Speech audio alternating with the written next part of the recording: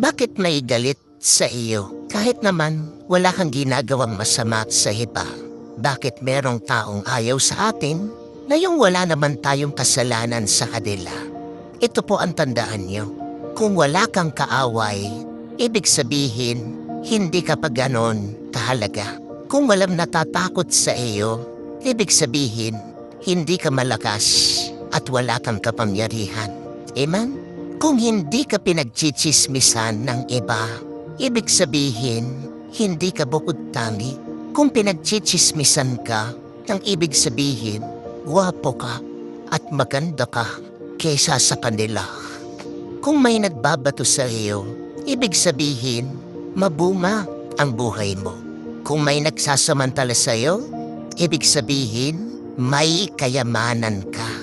Kung may nagbababa sa iyo, ibig sabihin, umaamat ka sa buhay. Kung may nagsasantabi sa iyo, ibig sabihin, natatakot sila sa iyo. Kung sinisiraan ka ng iba, ibig sabihin, sikat ka. Kung minamaliit ka ng iba, ibig sabihin, nasasapawan mo sila.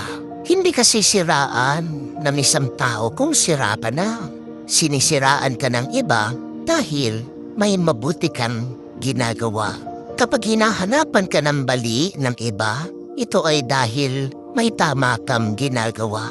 Bakit may galit sa'yo kahit wala ka namang masamang ginagawa?